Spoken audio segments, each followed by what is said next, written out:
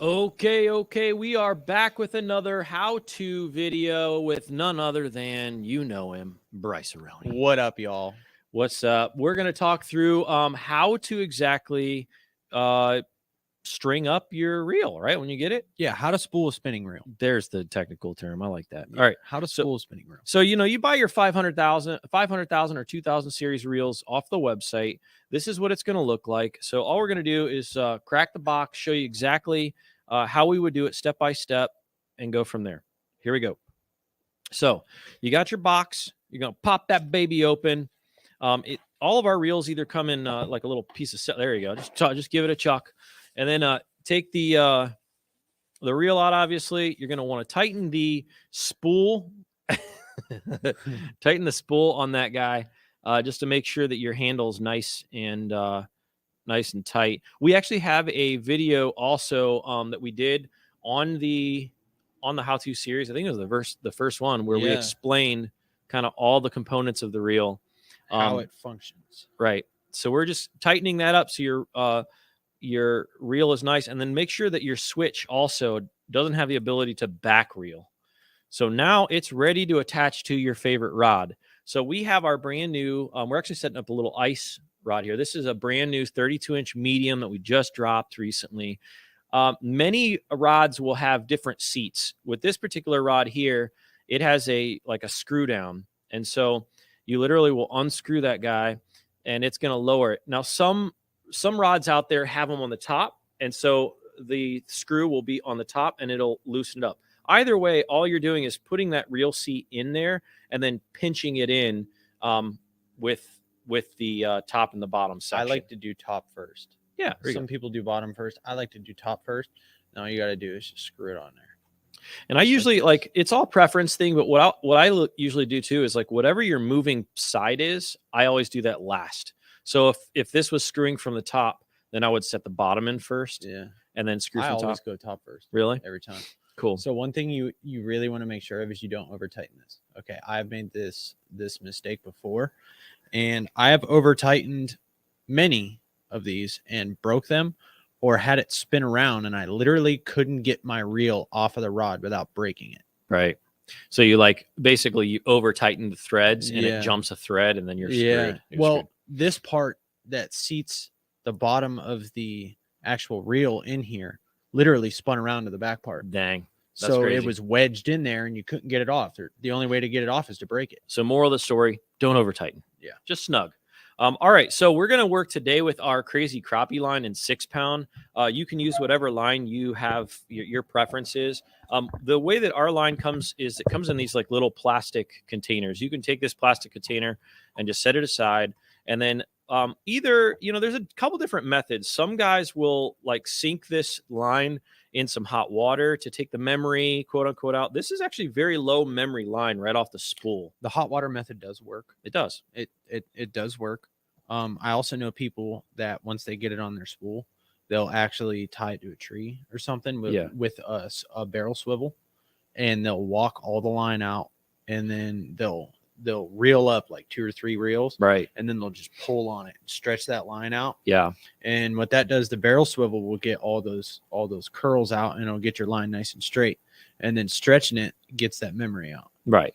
Now with our line, honestly, we take this stuff right off the spool. Yeah. And it's pretty low memory, so you don't have to go through all that headache. But every once in a while, I'll have to do the old tree method, but not very often.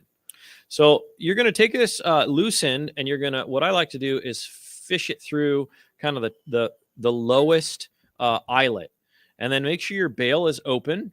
Got to have an open bail. Open bail. This is not going to work. Right. Now you guys can use whatever knot you want. Okay. Today we're using a dead man's knot. I actually use a uni knot, or I've even used like 5 or 6 overhand knots and put a piece of tape on it, and it works. Sure. So I've caught 5-pound bass that way. Sure. So, and then you just want to tighten it down. You don't want to over tighten it because you'll break it. Right. Okay. You'll snap your knot.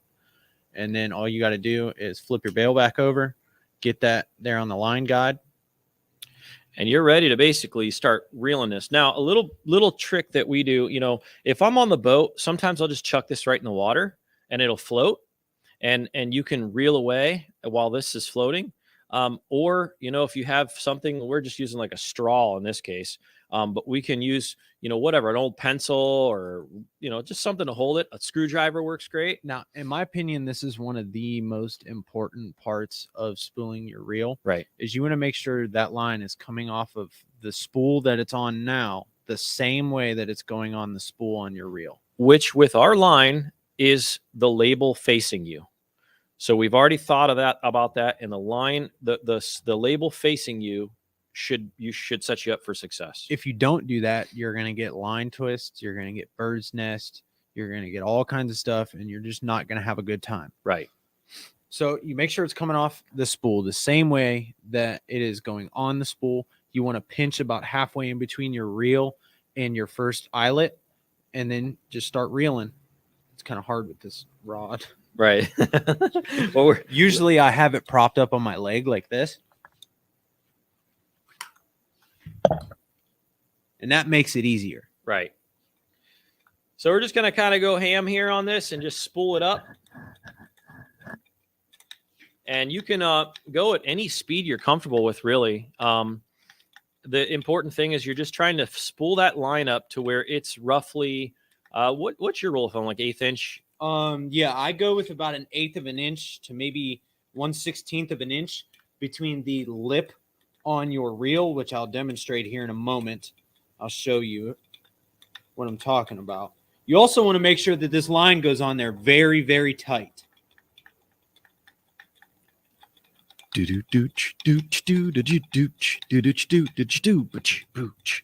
is spooling line music right now. Yeah.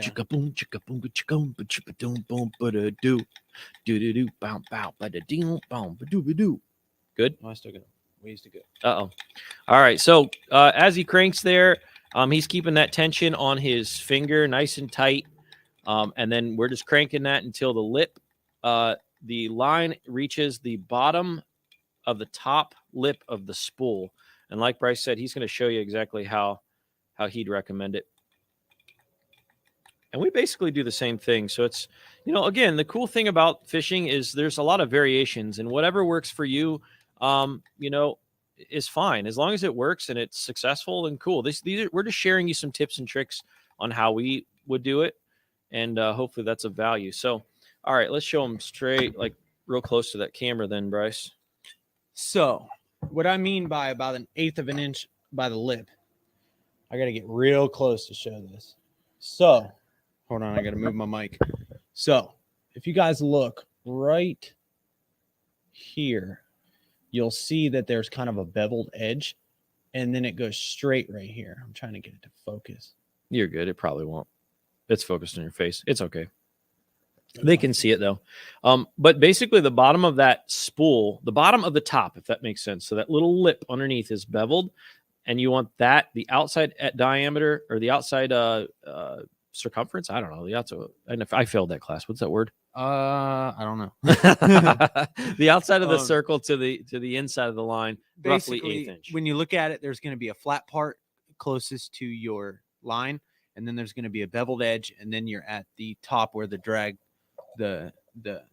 tension knob is. Nice. So you want about 1/8 to 1/16 of an inch there, and that will let you know that your spool is full. You do not want to overfill your spool, because that will cause your line, when you open your bail, to come flying off. Okay, right. You'll just It'll have a spring. bunch of line just shooting out, just like this. So it's actually a little bit over full right now, and so right there would be about full.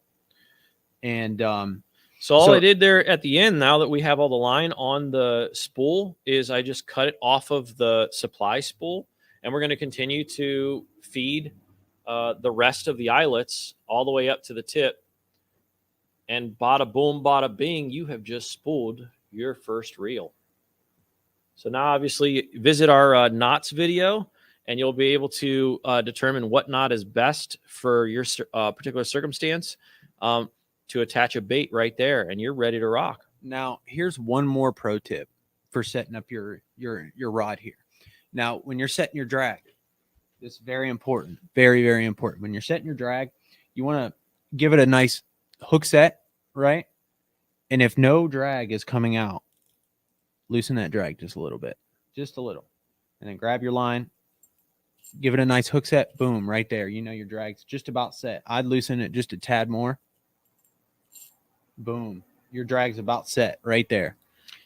And that's a good starting point. Now, when you catch a bigger fish or a smaller fish, you might want to adjust it a little bit. Right. But that is a great starting point. That'll get you going. Heck yeah.